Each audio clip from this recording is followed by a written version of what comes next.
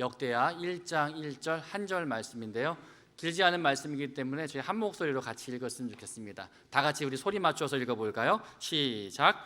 다윗의 아들 솔로몬의 왕위가 견고하여 가며 그의 하나님 여호와께서 그와 함께하사 심히 창대하게 하시니라. 아멘. 이 시간 사랑하는 목사님 나오셔서요, 우리 구정 첫 주인데요, 복에 복을 더하여 사는 인생이라는 제목으로 하나님 말씀 선포해 주시겠습니다. 명절 잘 지내고 계시죠? 우리 옆에 있는 사람하고 한번 인사했으면 좋겠습니다. 새해 복 많이 받으세요. 네.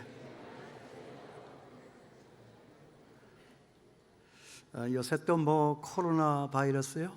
이게 유행을 해서 조금 조심스럽기는 해요. 이따가 하여간 저는 저 밖에 서 있을 테니까 악수를 하시려면 하세요. 예. 근데 이건 악수하는 것도 이게 좀 조심스럽다고들 하니까 이렇게 어떻게 못 하겠는데, 명절이지만 또 우리가 생전 경험해 보지 못한 이런 질병 가운데에서 모두가 다 위축되는 그런 시절이니까 다시 한번 인사했으면 좋겠어요. 강건하세요. 네, 강건하십시오. 이렇게 한 번도 곧불도 걸리지 말고 건강해서 이 겨울을 무사히 잘 지날 수 있으면 좋겠습니다. 저는 정말 우리 교회 모든 성도님들이 다 복을 받아서 정말 행복하게, 기쁘게, 그리고 보람 있게 잘 살았으면 좋겠습니다. 그것이 제가 좋아하는 일이고 저에게 보람이 되는 일이기 때문에 그렇습니다. 하나님께서 그런 복을 오늘 이 아침 명절 한중간에 주일이기 때문에 오신 여러분들에게 그 복을 내려주실 것을 주님의 이름으로 축원합니다. 그러나 좋은 것에서는 항상 나쁜 것도 있잖아요. 항상 좋은 복에도 항상 나쁜 복이 있고 또 진짜 복에도 가짜 복이 있다라고 하는 것을 우리는 알아야 할 것입니다. 전에 제가 한번 중국에 갔더니요, 가짜 물건을 많이 갖다 놓고 파는 그런 시장이었는가 봐요. 안내원이 그런 데를 데리고 갔겠죠. 그런데 어떤 코너에 가서 이렇게 보니까 그 앞에 크게 문짝만하게 써붙여놓은 글자가 하나 눈에 띄더라고요. 뭐라고 써 있었냐면 이건 진짜 가짜. 이건 진짜 가짜. 가짜인데 이거 진짜 가짜래요. 이렇게 한국말로 써놓아서 혼자서 웃은 적이 있습니다. 이렇듯 가짜가 있다라고 하는 것은 항상 진짜가 있다라고 하는 것을 의미하는 거잖아요. 진짜가 있으니까 가짜가 있는 거죠. 그러므로 우리는 정말 이 혼돈된 시대에서, 거짓이 무성한 이 시대 가운데에서 이 진짜와 가짜를 잘 분별할 수 있는 그 분별의 능력이 있어야 할 것입니다. 왜냐하면 사탄은 항상 좋은 일에 죄를 뿌려가지고 비틀어 놓죠. 항상 좋은 것에는 나쁜 것이 있어요. 그래가지고 신천지 같은 이단도 있잖아요. 신천지 이게 얼마나 좋은 말입니까? 새하늘과 새 땅, 그 계시록 마지막 장에 나오는 말 아닙니까? 그런데 사탄이 이런 걸 가지고 가가지고 그냥 이단 사설을 펴가지고 많은 사람들을 곤혹해 하고 가정 식구들을 분리하고 이렇게 해서 정말 일생을 다 망치게 하는 그런 경우가 많이 있는 것을 봅니다. 그러므로 정말 진짜와 가짜, 우리가 복을 받아도 정말 어떤 복이 진짜 복인가, 이것을 우리가 먼저 생각하고 올 한 해 동안은 정말 여러분들에게 그 한 번 복만 받아서는 안 되죠. 복에 복을 더하여 사는 사람, 그런 사람이 되면 얼마나 좋을까 하는 생각에서 오늘 이 말씀을 제가 구정 때니까 준비를 하고 묵상하며 이렇게 이 자리에 나왔습니다. 전에 제게 이런 일이 있었습니다. 제가 대한항공을 다닐 때인데 제 선배 사무장 가운데 한 분이 제게 와서 이렇게 기도 부탁을 하셨습니다. 그도 교회 다니는 사람이고 제가 그래도 옛날에 직장 다닐 때 영빨이 좀 있는 사람이었거든요. 그러니까 저한테 와서 후배지만 기도를 해달라고. 그래 무슨 기도냐 그랬더니 아들이 이번에 초등학교에서 반 학급에 반장으로 이제 출마를 했는데 거기에서 꼭 반장이 되게 해달라고 기도를 해주면 좋겠다고. 그래서 제가 이렇게 기도를 했습니다. 하나님, 정말 이번 일이 꼭 하나님의 뜻에 맞는 일이라고 하면 정말 이 아이가 꼭 반장이 되게 하여 주시옵소서. 그래서 그 아이가 진짜 반장이 됐습니다. 반장이 됐어요. 영빨이 있는 거예요, 그렇죠? 예. 그런데 문제는 바로 그 다음이었습니다. 아이가 반장이 되고 나서 얼마 안 있다가 이 앞에 이가 6개가 몽창 빠지는 대형 사고를 만났습니다. 반에서 아이들과 야구 시합을 하는데 이 아이가 보는 포지션이 캐쳐입니다. 피처에 공을 받는 자리죠. 그런데 타석에 있던 아이가 그만 준비 동작으로 얘기하지 않게 배트를 휘둘러 가지고 미처 미트를 쓰고 준비를 하고 있지 못하던 아이의 얼굴을 가서 그 방망이가 가격을 한 거예요. 그 일이 있고 선배가 제게 와서 이런 이야기를 했습니다. 내 아이가 반장이 된 것은 복이 아니고 재앙이었던 것 같아. 그래서 그게 무슨 말이냐라고 제가 물었더니 선배가 이런 얘기를 했습니다. 반장 선거 유세를 나가는데 유세할 때 이제 공약을 내걸어야 되지 않습니까? 그래서 정말 남들의 귀에 퍼쩍 뛰는 폼나는 이런 공약을 내걸어야 되는데 자기가 아버지로서 아들에게 그런 공약을 내걸라고 먼저 제안을 했답니다. 뭐냐 하면 이번에 제가 이 학급의 반장이 되면 우리 반을 위해서 야구 용품 일체를 다 기증하겠습니다. 이렇게. 그래서 이제 반장이 된 겁니다. 그러면서 하는 말이 하나님은 그런 일을 기뻐하시지 않으시는 것 같아. 선배가 아주 마음이 많이 위축됐지만 그 가운데에서도 마음을 흐트리지 않고 흔들리지 않는 믿음으로 저에게 와서 그렇게 이야기를 해 주는 것입니다. 네, 하나님이 주시는 복은 그런 복은 아닐 것입니다. 물론 그 일도 그런 깨달음이 마지막에 있었으니까 합력해요 선을 이룬 그런 복임에도 틀림이 없는 것이지만 그래도 정말 그 복이 되기 위해서는 이런 조건들이 기본적으로 갖춰져 있어야 이것을 정말 하나님이 주시는 복이라고 우리가 그렇게 인정하고 간증할 수 있지 않을까라고 하는 생각이 들었습니다. 그 진정한 복이 무엇입니까? 첫째는 내구성이 있어야 됩니다. 둘째는 불변성이 있어야 합니다. 그리고 세 번째는 탁월함, 우월성이 있어야 합니다. 이 말을 다시 설명하면 복이 정말 복이 되기 위해서는 그 복이 끝까지 가야 할 것이고 그 복이 변하지 말아야 될 것이고 그리고 그 복이 다른 어떤 불행함과 불편함도 다 뛰어넘어서 이길 수 있는 탁월함이 있는 그런 복이어야 진짜 우리 하나님이 주신 복이라고 우리 스스로가 느끼며 세상 앞에 우리는 입을 벌려 간증할 수 있는 것이 아닐까 하는 생각을 가져봅니다. 그런데 여기서 우리가 먼저 알아야 될 것은 모든 일이 다 형통하고 창대하게 되는 역사는 우리 인간이 만들어내는 역사가 아니라 하나님께서 주시는 축복이다 라고 하는 이것을 우리는 먼저 깨달아 알아야 할 것입니다. 세상 사람들이 말하는 복, 그것은 복이 아니라 재앙일 수가 있습니다. 왜냐하면 복이라고 생각하여 기뻐했던 그 일이 우리 선배처럼 바로 그 다음날 대형 사고로 이어지는 그런 재앙을 맞을 수도 있기 때문에 그런 것입니다. 이 땅의 모든 사람들이 다 그 인생이 잘 되기를 바라지만 그 형통함과 창대함이라고 하는 것은 우리 노력으로 되는 것이 아닙니다. 어떤 일은 하는 일마다 잘 되는 일이 있는가 하면 또 어떤 사람은 하는 일마다 안 되는 일이 있습니다. 그 사람들 모두가 다 열심히 일하고 최선을 다하여서 다른 박질을 하고 달려가고 있지만 결과는 꼭 같지 않다라고 하는 것도 우리는 알 수 있는 것이죠. 왜 그렇습니까? 우리 인생은 우리 마음대로 되는 것이 아니기 때문입니다. 땀 흘려서 애를 쓰고 수고하는 농부들을 한번 보세요. 그들이 아무리 애를 쓰고 수고를 해도 보세요. 하나님께서 햇볕 내려주시지 아니하시면, 하나님께서 제때에 비를 내려주시지 아니하시면 그 해의 농사는 다 엉망진창이 된다 하는 것이죠.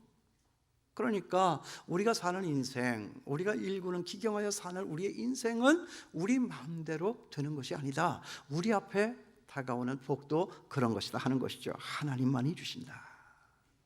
하나님만이 복 주시고 하나님만이 창대케 하시는 역사인 것을 먼저 오늘 이 시간에 이 말씀 들으심에 인정하여 나아가실 수 있는 제가 되고 여러분 될 수 있게 되기를 바랍니다.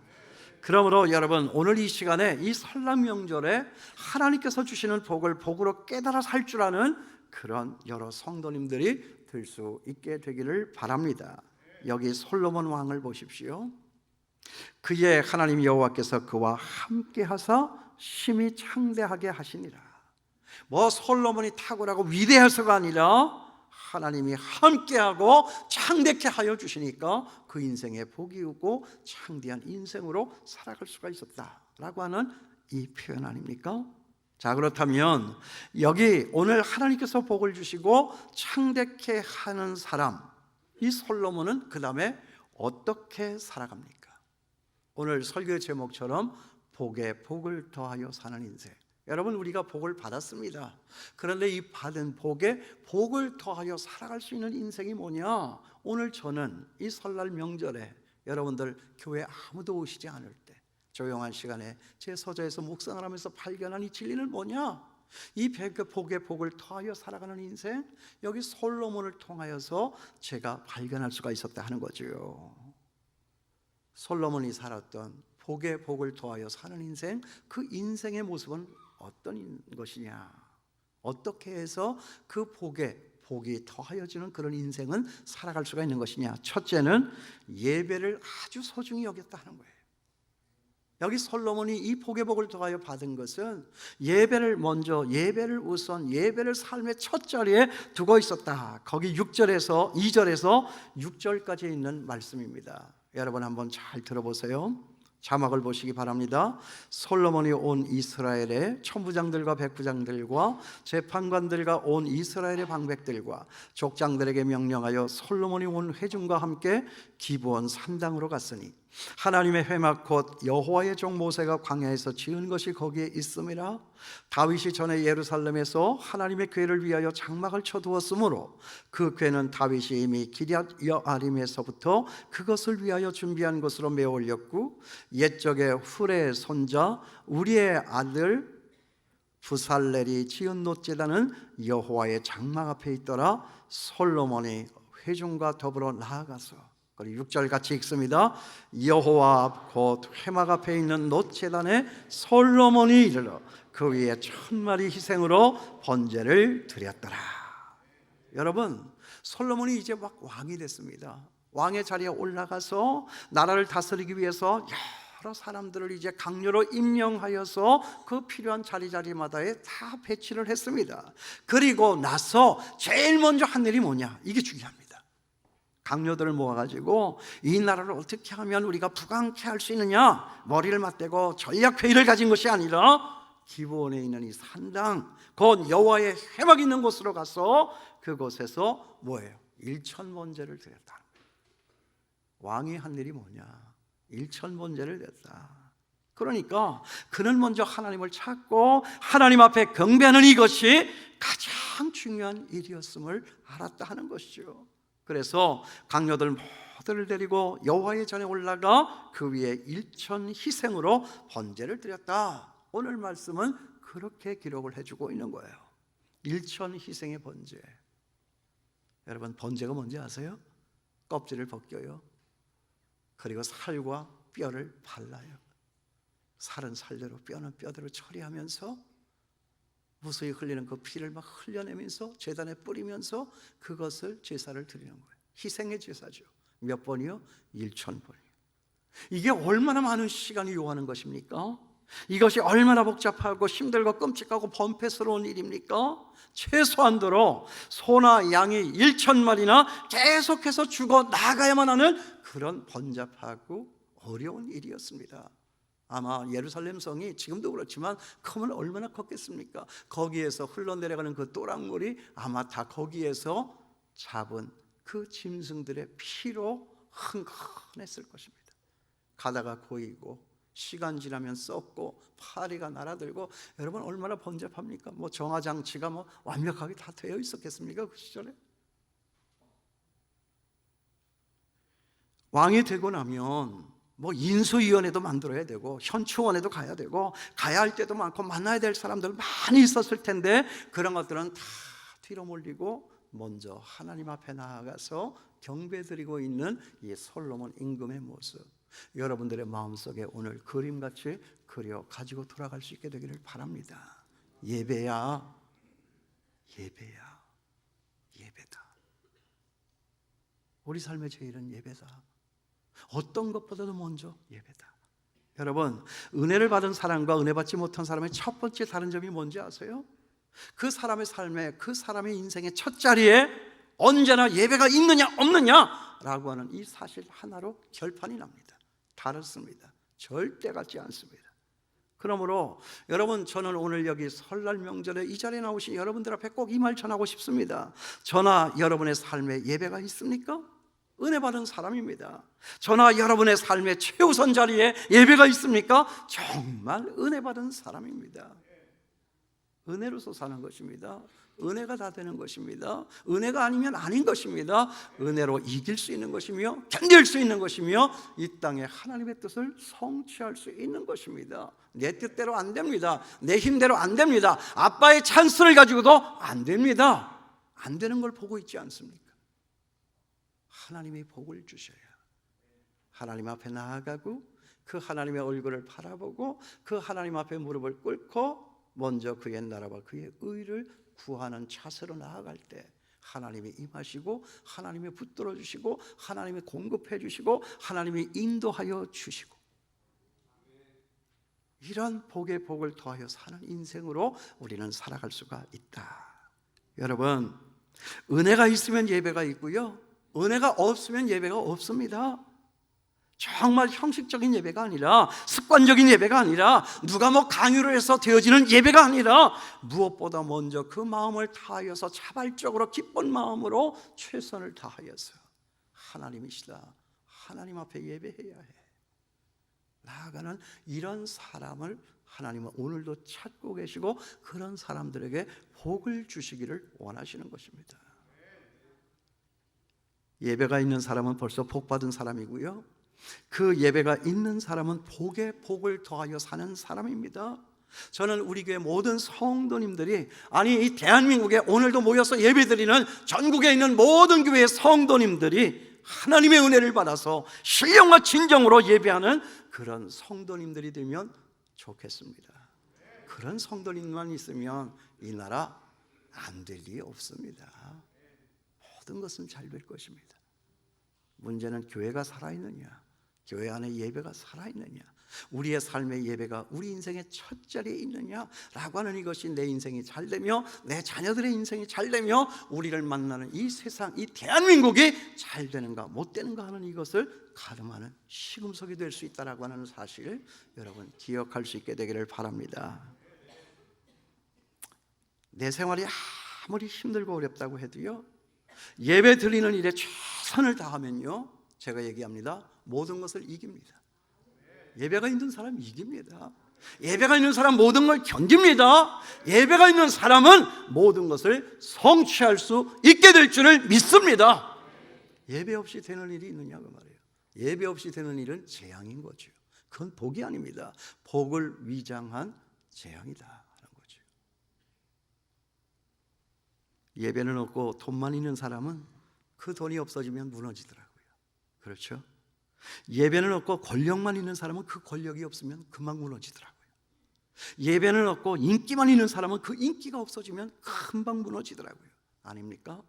우리가 지금까지 보아왔습니다. 아니 지금 이 현재에도 우리는 그런 사람들이 내 주변에 있는 것을 우리는 정확하게 보고 있습니다. 그 사람이 왜 죽을까? 그 사람이 뭐가 부족해서? 근데 죽는다고 말이죠. 왜 그랬을까요? 추적해보면, 안으로 들어가 보면, 그 사람의 삶에 예배가 없었구나. 예배가 없었구나. 자, 여기 보십시오. 이렇게 하나님 앞에 은혜를 입고 하나님 앞에 예배를 소중히 알고 드렸더니 그 솔로몬 앞에 또 다른 어떤 복이 임합니까? 이게 복의 복을 더하는 복이에요. 보여? 거기 7절 보세요. 그날 밤에 하나님이 솔로몬에게 나타나 그에게 이르시되 내가 내게 무엇을 주랴? 너는 구하라 하시니. 번잡하게 신료들을 다 데리고 가서 몇 날 며칠 동안을 1000번째 희생을 드리는 그 왕 솔로몬 임금의 모습, 하나님의 위에다 바라보시고 너무 흡족하시고 하늘의 문을 열으시고 하나님의 음성이 들려지는데 뭐가 필요하냐? 너는 무엇을 구하니? 하나님이 물으시는 거예요. 이게 예배 시간이 아니면 하나님의 그런 음성 들리겠습니까? 자, 그럴 때 솔로몬이 하나님 앞에 일천번제를 드리고 있을 때 그 밤에 하나님께서는 솔로몬에게 나타나셔서 내가 네게 무엇을 주랴? 너는 구하라 말씀하세요. 이것이 예배하는 자를 향한 우리 하나님의 축복이에요. 창대케 하시는 하나님의 복입니다. 복의 복을 더하여 살게 하시는 우리 하나님의 복이다 하는 것입니다. 여러분, 그 복을 받아 사는 저와 여러분 될 수 있게 되기를 바랍니다. 그 다음에 또 복의 복을 더하여 사는 인생, 그 두 번째, 그 인생은 또 어떤 인생이냐? 하나님의 은혜를 알고 살아가는 인생. 첫째는 예배가 있는 인생, 둘째는 하나님의 은혜를 알고 살아가는 인생. 거기 8절 말씀 보세요.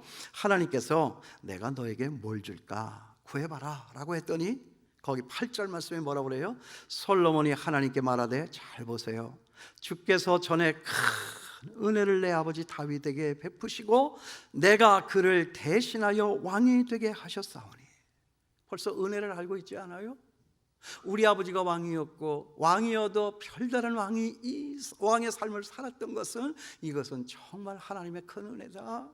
우리 아버지 내가 잘 알지, 어찌 저렇게 하나님께서 저렇게 이뻐하실 수가 있을까? 이걸 벌써 은혜라고 하는 것을 간파를 했어요. 은혜를 아는 자만이 그 은혜가 은혜됨을 아는 것입니다. 세상 사람 보고 하나님의 은혜 얘기하면 돌았나 그럴 거예요. 여러분, 이건 은혜 있는 사람만이 은혜를 아는 거예요. 그러니까 거기 8절 말씀 보세요. 내가 너에게 뭘 줄까? 솔로몬이 하나님께 말하되, 주께서 전에 큰 은혜를 내 아버지 다윗에게 베푸시고 내가 그를 대신하여 왕이 되게 하셨다. 큰 은혜의 하나님께서 다윗의 인생을 그렇게 복되게 하시고 그리고 나로 이 왕의 자리에 앉게 하셨으니 이 또한 하나님의 큰 은혜다. 그러면서 솔로몬이 그 다음에 구한 것이 무엇입니까? 은혜 있는 자의 구하는 모습이 여기 나오는 거예요. 거기에 9절과 10절 말씀에 보니까 여호와 하나님이여, 원하건대 주는 내 아버지 다윗에게 허락하신 것을 이제 굳게 하옵소서. 뭐가 더 필요하겠습니까? 이미도 다 주신 것 아닙니까? 은혜로 되어진 우리 선대 아버지의 역사 아닙니까? 그러니까 내 아버지 다윗에게 허락하신 것을 이제 굳게 하옵소서. 그것뿐입니다. 그 이상은 뭐가 더 필요합니까? 주께서 나를 땅의 티끌같이 많은 백성의 왕으로 삼으셨으니 주는 이제 내게 지혜와 지식을 주사 이 백성 앞에서 출입하게 하옵소서. 이렇게 많은 주의 백성을 누가 능히 재판하리까? 다른 뭐 다 필요 없습니다. 하나님이여 내게 지혜와 지식의 복을 더하여 주사. 하나님께서 내 앞에 이렇게 구름대처럼 많은 백성들 주셨으니 이 백성들을 안온하게 하고 행복하게 하고 지켜낼 수 있는 왕으로서의 지혜와 지식을 갖게 하여 주시옵소서. 그죠? 마음에 뭔가 느낌이 오죠? 그러니까 이 말 뜻은 뭐냐? 나를 세워주신 이가 하나님이신데 나를 세우신 하나님의 뜻을 이루기 위해서 나의 지혜와 지식이 아닌 하나님의 지혜와 지식을 허락하여 주시옵소서. 설교 강단에 올라올 때마다 두렵고 떨리는 마음이 있지만 그래도 내가 이 자리에 서서 담대하게 하나님의 이 말씀을 전할 수 있는 것은, 이것은 내가 하는 것이 아니라 내 안에 사신 예수 그리스도 하나님이 내게 주시는 그 은혜의 힘대로 내가 하는 것이다. 하나님의 은혜입니다. 하나님이요, 나로 여기에 서게 하신 이가 하나님이시니까. 제가 저 자리에서 기도하는데 목사님 저 때 뭐라고 기도를 할까? 여러분 궁금하실 것 같아서 제가 공개하는 거예요. 최초. 하나님, 이 자리에 저로 서게 하셨으니 만물에 찢김없는 못한 저, 무식하고 입술이 둔하고 생각도 반듯하지 못한 저, 그래도 주께서 여기로 저를 서게 하셨다면 감당할 수 있는 힘과 지혜와 능력도 주시옵소서. 여기에 솔로몬의 그 지혜와 지식하고는 똑같지 않지만 아주 근사치까지 간 거죠. 인정 안 하시는 것 같아요. 지혜와 지식이에요. 나의 지혜와 지식이 아니라 하나님의 지혜와 지식입니다. 여러분, 하나님의 은혜를 아는 사람은요, 하나님의 은혜만을 생각하는 거예요. 오직 그 하나님의 은혜, 솔라 그라시아, 그 은혜만을 생각한다는 거죠. 은혜로만 되는 것입니다. 은혜가 아니면 아닌 것입니다. 그랬더니 하나님께서 뭐라고 말씀을 하세요? 기가 막힙니다. 거기 11절과 12절에 연속해서 나오는 말씀이죠. 하나님이 솔로몬에게 이르시되, 제가 천천히 읽은 것은 하나님의 얼굴가에 지금 미소가 지어진 거예요. 하나님이 솔로몬에게 이르시되, 이런 마음이 내게 있어서 부나 재물이나 영광이나 원수의 생명멸하기를 구하지 아니하며 장수도 구하지 아니하고 오직 내가 내게 다스리게 한 내 백성을 재판하기 위하여 지혜와 지식을 구하였으니, 너를 위하여서 장수의 복을 구하지 않는구나. 원수를 쳐서 무찌를 수 있는 군사적인 힘을 내가 원하는 것이 아니구나. 너에게 있어야 할 부나 재물, 그 영광을 내게 구하지 않는구나. 아유, 솔로몬아, 내가 어쩌면 이럴 수가 있느냐. 내가 너에게 왕의 자리를 줬고 내 앞에 이 수많은 백성들 준 것을 네가 벌써 알고 있구나. 그런데 그 백성들을 행복하게 할 수 있는 힘이 너에게 있는 것을, 너에게 있지 아니하는 것을 너는 알고 있으며, 그 백성들을 다스릴 수 있는 지혜와 지식을 내게 구하는구나.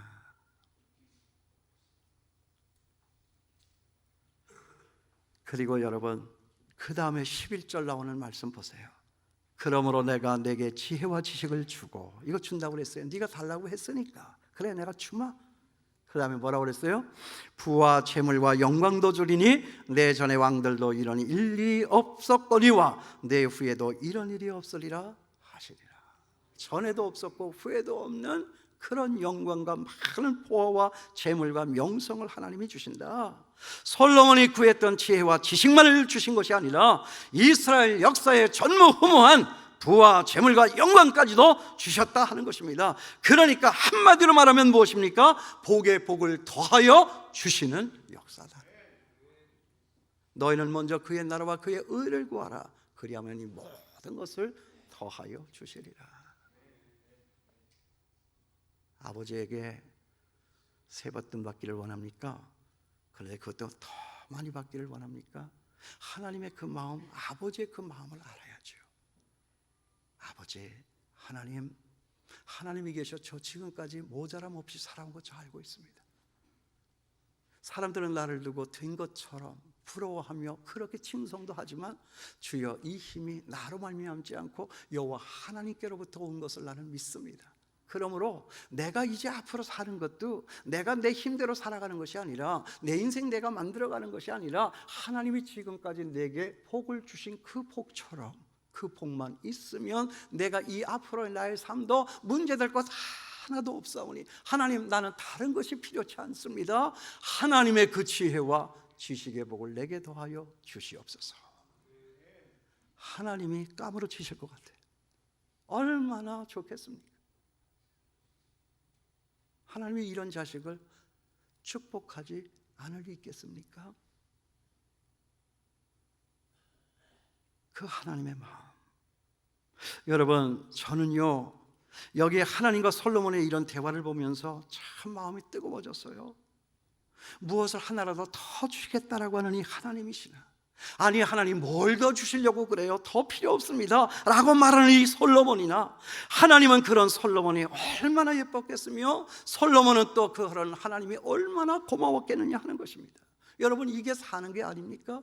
이것이 의와 평강과 희락이 넘쳐 사는 하나님 나라에 사는 하나님 백성들의 축복된 인생의 모습이 아니냐 하는 것입니다. 세상은 몰라도요, 우리는 알아야 되는 거지요. 세상 사람들은 몰라서 저렇게 사는 것이지만 이것을 알고 사는 저와 여러분이 정말 이 맛을 알고 산다라고 할 때 정말 우리 앞에는 천국이 이루어지는 것이며, 이 천국이 이루어진 것은 저 세상 사람들이 먼저 보고 놀라 알 수 있는 것이라는 것이요. 남 목사는 항상 뭐가 그렇게 좋아? 안 좋을 리가 뭐가 있어요?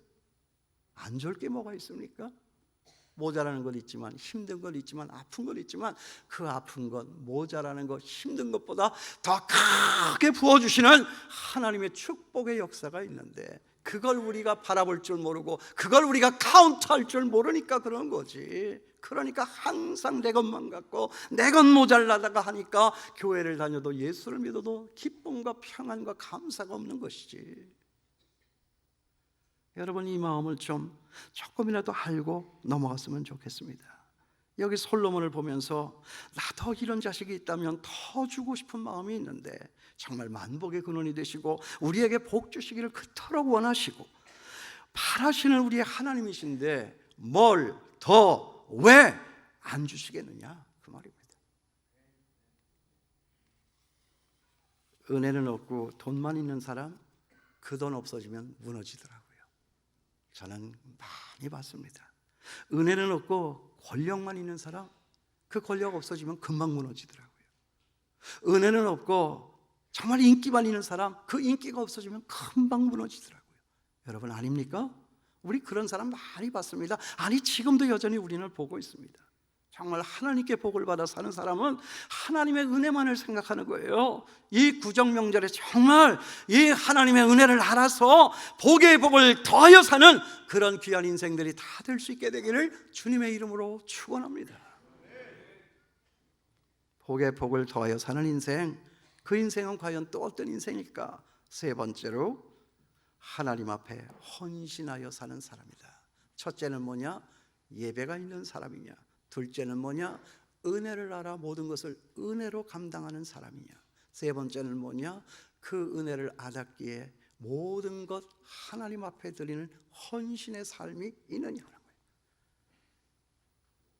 그것이 은혜로 이루어진 줄을 알며, 내 힘대로 되어진 것이 아닌 줄을 알며, 앞으로의 내 삶도 그 하나님의 은혜로서만 되어지는 삶인 줄을 알며, 그 하나님은 내게 주신 것이 어떤 것인데, 내게 있는 이것까지도 하나님이 주신 것인데, 이거 하나님 앞에 다 드려도 모자람이 없는 인생, 그런 인생을 우리가 살아야 하나님은 그런 복을 더하여 주시는 인생이다.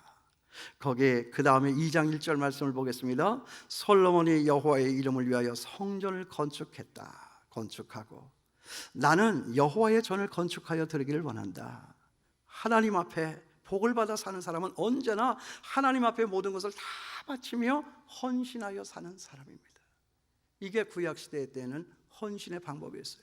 여러분 오해하지 마세요. 하나님이 성전이 필요할까요? 하나님이 집이 없어 못 구하실 거예요? 하나님은 어디라도 다 계십니다. 집이 없어 이 전을 우리에게 구하는 것 아닙니다. 이 성전이 뭐냐? 너희가 하나님을 생각했구나, 하나님이 계시는 것을 마음으로 인정하는구나, 너희가 지금까지 살아오는 이 모든 것이 다 나의 은혜인 줄을 아는 거구나, 그 헌신의 표로 우리는 이 성전을 지었다 하는 것입니다. 이걸 생각할 줄 알아야 돼요. 내 집을 짓고 내 아파트 장만하는 것도 중요한 일이고 좋은 일이지만, 그것보다도 더 먼저 하나님을 내 삶의 중심에 놓는 이 마음, 이것이 성전으로 나타났다는 거예요. 여러분, 헌신을 강요하지 마십시오. 하나님 앞에 복을 받고 하나님의 그 은혜가 무엇인지를 아는 사람은요, 하나님 앞에 헌신하게 되어 있습니다. 자동 헌신하게 되어 있습니다.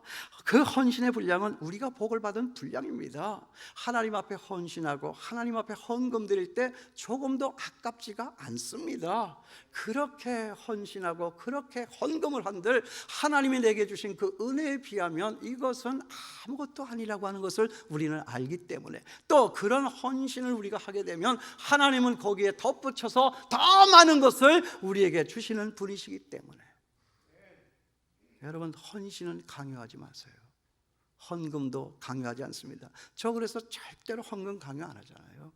여러분들의 마음에 저를 통하여서 하나님의 은혜가 가서 미치면 여러분은 자연 하나님 앞에 11조도 드리고 여러분들의 시간도 드리고 여러분들의 재능도 드리고 여러분들의 생명까지도 다 드리면서 살아갈 수 있는 하나님의 사람이 되는 것이다. 그러므로 여러분, 정말 건강이 약할 때요, 건강 주시면 나 헌신하겠습니다, 여러분 그런 기도하지 마세요. 약한 중에라도 하나님 앞에 은혜가 있어 하나님 앞에 헌신하면 주님께서 꼭 그 사람 일으켜 주실 줄을 믿습니다. 아니면 그 병상의 자리에서 더 고통스러울까 봐 하나님이 데려가시면 눈 뜨면 천국이 임하는 것인데, 여러분 두려워하지 마시고 병상의 자리에서 누워있다 할지라도 내 몸이 약하고 늘 여기저기가 아파서 견딜 수 없는 상황이 온다 할지라도 있는 내 힘을 전심을 다하여서 하나님 앞에 드리고자 하면 하나님께서는 받으시고 그에 필요한 은혜를 주시고 그 이상의 좋은 것을 우리에게 주시는 하나님이신 줄을 믿습니다. 돈이 없어서 궁핍할 때요, 사업이 잘 되고 돈을 주시면 헌금도 하고 헌신도 하겠다고 여러분 하지 마세요. 없는 중에라도 하나님의 은혜가 있어서 하나님 앞에 헌신하면 주님이 꼭 그 필요한 만큼 돈도 주실 줄을 믿습니다. 우리가 잘하는 거지만 건강한 사람이 헌신하는 것이 아니고요, 은혜 있는 사람이 헌신하는 거예요. 돈 많은 사람이 하나님 앞에 헌금하는 것이 아니라 은혜 있는 사람이 하나님 앞에 헌금하는 것입니다. 그러므로 하나님의 은혜가 있어서 복에 복을 더하여 사는 인생이 정말 되시되, 하나님의 은혜가 없어서 화에 화를 더하여 사는 인생 되지 않게 되기를 바랍니다. 요즘 세상 나라의 문제는 뭐죠? 양극화 아닙니까? 부익부 빈익빈. 가진 사람은 더 많이 가지고 없는 사람은 더 없게 되고.